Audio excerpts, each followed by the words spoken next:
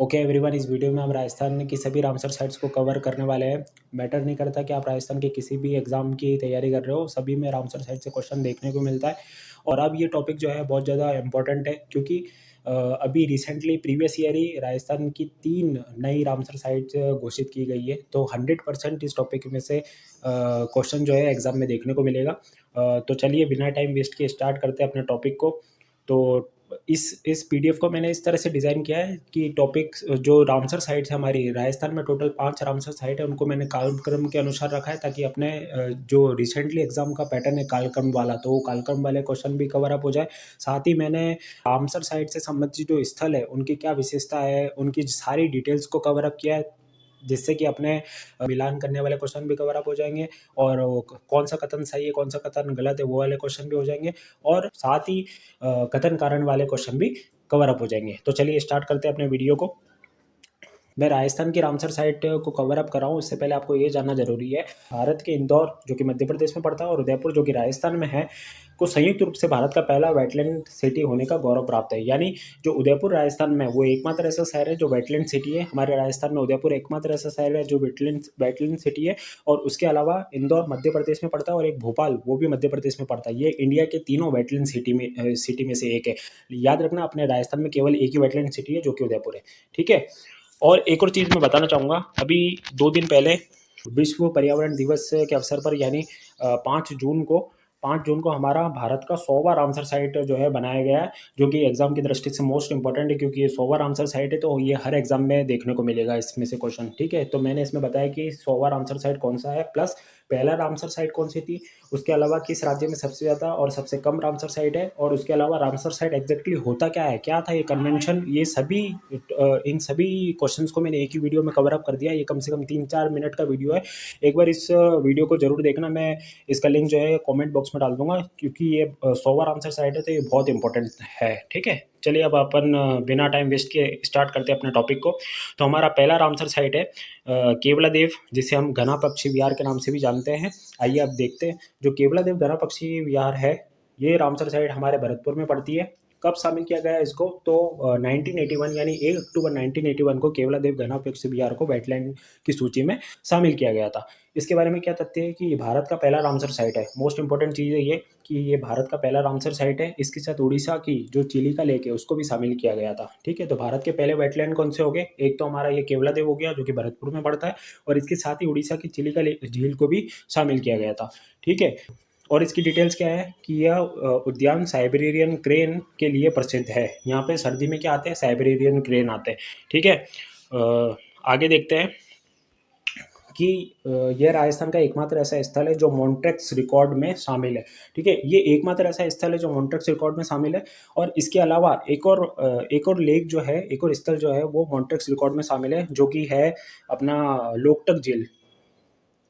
लोकटक झील है, लोकटक लेक है, जो कहाँ पड़ता है, जो कि मणिपुर में पड़ता है। मणिपुर में पड़ता है। ये जो है मॉन्ट्रेक्स रिकॉर्ड में शामिल है। ठीक है, एक तो लोकटक झील और एक घना पक्षी विहार, ये दोनों मॉन्ट्रेक्स रिकॉर्ड में शामिल है। ध्यान रखना, अब 2 चीज़ों को हमेशा याद रखना। अगर क्वेश्चन पूछा जाए कि भारत की पहली रामसर साइट कौन सी है, तो वो एक तो हमारा केवलादेव घना पक्षी विहार है, और उसके साथ में चिलिका झील है। लेकिन अगर पूछा जाए कि मॉन्ट्रेक्स रिकॉर्ड में कौन शामिल है, तो एक तो हमारा घना पक्षी विहार है, और दूसरा जो है वो लोकटक लेक हो जाएगा, जो कि मणिपुर में है ना। लोकटक लेक हो जाएगा जो कि मणिपुर में है। मणिपुर में है लोकटक लेक, और इसको फ्लोटिंग रिवर भी बोलते हैं, इसको फ्लोटिंग लेक बोलते हैं, सॉरी, है ना। तो ये 2 चीज़ें जो है वो हमेशा याद रखना। ठीक है, चलिए अब आगे बढ़ते हैं। दूसरी हमारी जो रामसर साइट है वो है सांबर झील, जो कि जयपुर जिले में पड़ती है। सांबर झील जो कि जयपुर जिले में पड़ती है। इसको कब शामिल किया गया था, तो इसको शामिल किया गया था 1990, 23 मार्च 1990 में इसको शामिल किया गया था। आइए अब इसकी डिटेल्स देखते हैं। तो ये भारत की सबसे बड़ी अंतः स्थलीय नमक की झील है। ठीक है, ये भारत की सबसे बड़ी इनलैंड नमक की झील है। लेकिन अगर आपसे क्वेश्चन पूछा जाए कि भारत की सबसे बड़ी नमक की झील, केवल सिंपल सा क्वेश्चन यह है, तो उसका आंसर जो हो जाएगा वो चिलिका लेक हो जाएगा जो अपन ऊपर पढ़ के आए। उसका आंसर कौन सा हो जाएगा? उसका आंसर ये हो जाएगा चिलिका लेक, जो अभी अपन ऊपर पढ़े थे उड़ीसा में। भारत की सबसे बड़ी नमक की झील जो है चिलिका लेक है। लेकिन अगर क्वेश्चन में ये आ जाए कि भारत की सबसे बड़ी अंतःस्थलीय या अंतर्देशीय इनलैंड नमक की झील, तो उसका आंसर फिर सांभर झील हो जाएगा।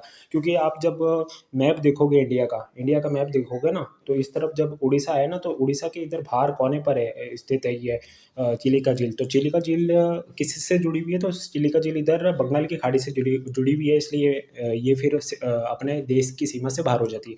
लेकिन इधर जब अपना राजस्थान आएगा तो ये जयपुर इधर बीच में पड़ता है, कहीं बीच में पड़ता है, इस तरफ पूरब की तरफ पड़ता है। तो ये जो है वो इनलैंड है, यानी देश की सीमा के भीतर है, इसलिए इनलैंड झील की बात की जाएगी। तो वो हमेशा इसका आंसर क्या होगा? इसका आंसर जो है वो सांभर लेक हो जाएगा। और अगर पूछा जाए केवल कि भारत की सबसे बड़ी खारे पानी की झील कौन सी है, तो इसका आंसर ये फिर चिलिका लेक हो जाएगा, जो कि उड़ीसा में है ना। तो आई होप आपको ये चीज़ पता चल गई होगी। चलिए अब इसके अदर डिटेल्स देखते हैं कि यहाँ सर्दियों में बड़ी संख्या में फ्लेमिंगोज आते हैं, है ना। और एक और चीज़ मैं बता दूँ, राजस्थान जो है टोटल 12% नमक का उत्पादन करता है, जिसमें से 8.7% अकेला नमक का उत्पादन जो है सांभर लेक करती है, यानी लगभग 9% नमक का उत्पादन सांभर लेक करती है। ठीक है, तो ये मैंने आपको सांभर झील के बारे में भी सारी डिटेल्स दे दी है। चलिए अब बढ़ते आगे।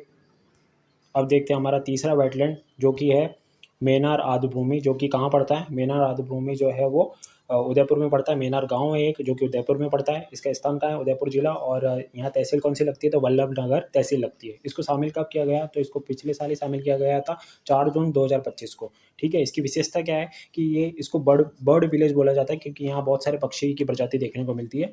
इसे पक्षी गांव यानी बर्ड विलेज के नाम से जाना जाता है। यहाँ 2 प्रकार के प्रमुख तालाब है, एक तो ब्रह्म और एक दंत तालाब, जहाँ 150 से अधिक स्थानीय और विदेशी प्रवासी पक्षियों की प्रजाति पाई जाती है। ठीक है, यहाँ पे पक्षियों की विविधता पाई जाती है, प्रजाति पाई जाती है, इसलिए इसको बर्ड विलेज बोलते हैं।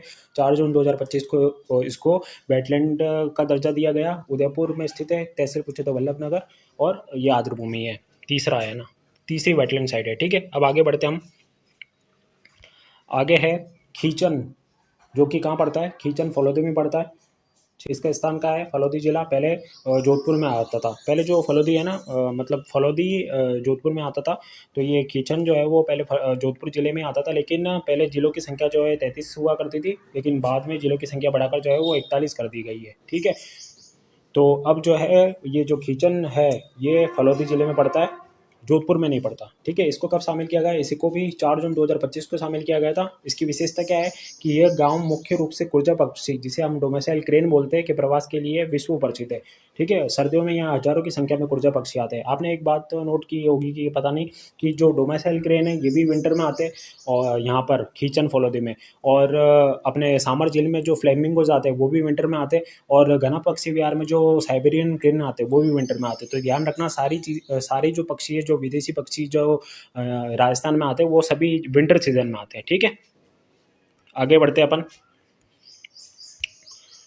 नेक्स्ट और आखिरी हमारी वेटलैंड है सिलीसेट झील, जो कि कहाँ पर है? अलवर में पड़ती है। अलवर जिला इसका स्थान है। इसको कब शामिल किया गया? तो इसको शामिल किया गया था, डेट नहीं लिखी है इसकी इधर, इसको शामिल किया गया था 12 दिसंबर 2025 को। ठीक है, याद रखना, 12 दिसंबर 2025 को इसको शामिल किया गया था।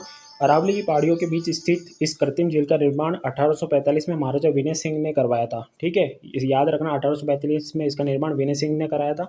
इसे राजस्थान का नंदन कानन भी कहा जाता है, और यह पक्षी प्रेमियों का प्रमुख केंद्र है। ठीक है, इसका निर्माण जो है वो रूपरेला नदी को रोककर किया गया। मोस्ट इंपॉर्टेंट चीज़ है ये शायद ये क्वेश्चन अभी शायद पटवारी एग्जाम में पूछा गया था। तो याद रखना कि इसको कब घोषित किया गया? तो 12 दिसंबर 2025 को घोषित किया गया। कहाँ पर है? तो अलवर शहर में है, और ये एक कृत्रिम झील है, क्योंकि इसका निर्माण 1845 में विनय सिंह ने करवाया था, और इसे राजस्थान का नंदन कानन भी कहते हैं, और पक्षी प्रेमियों का प्रमुख केंद्र है। इसका निर्माण जो है वो रूपरेला नदी को रोक कर किया गया है। ठीक है, तो ये मैंने आपको सारे वेटलैंड्स बता दिए।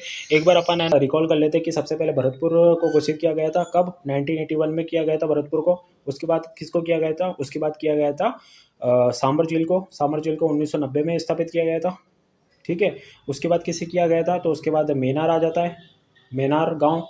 इसको कब किया गया? 2025 में किया गया, 4 जून 2025 को। उसके बाद कौन सीजन फॉलो थी? इसको भी सेम डेट पे 2025 में 4 जून को जारी किया, 4 जून को जो है घोषित किया गया वेटलैंड। और लास्ट है हमारा सिलीसेट झील, जो कि अलवर में पड़ती है, और इसे 12 दिसंबर 2025 को जारी किया गया। तो इन सब की डेट बहुत इंपॉर्टेंट है, तो इन डेट्स को याद रखना और इनके बारे में सारी डिटेल्स भी याद रखना।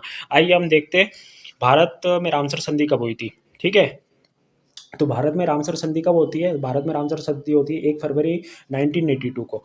ठीक है, और विश्व आर्द्रभूमि दिवस कब मनाया जाता है? तो विश्व आर्द्रभूमि दिवस हर साल जो है 2 फरवरी को मनाया जाता है। क्यों?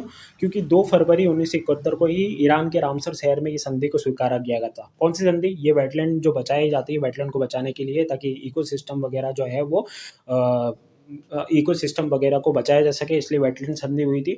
तो ये कब हुई थी? तो 2 फरवरी 1971 को ईरान के रामसर शहर में हुई थी, इसलिए इसका नाम जो है रामसर साइट रखा गया है। और 2 फरवरी को हुई थी, इसलिए हर साल जो है 2 फरवरी को वेटलैंड डे के रूप में मनाया जाता है। ठीक है, तो ये थे अपने राजस्थान के सभी वेटलैंड। आई होप आपको वीडियो पसंद आया होगा। पसंद आया हो तो इस वीडियो को लाइक करना और चैनल को सब्सक्राइब। Thanks for watching.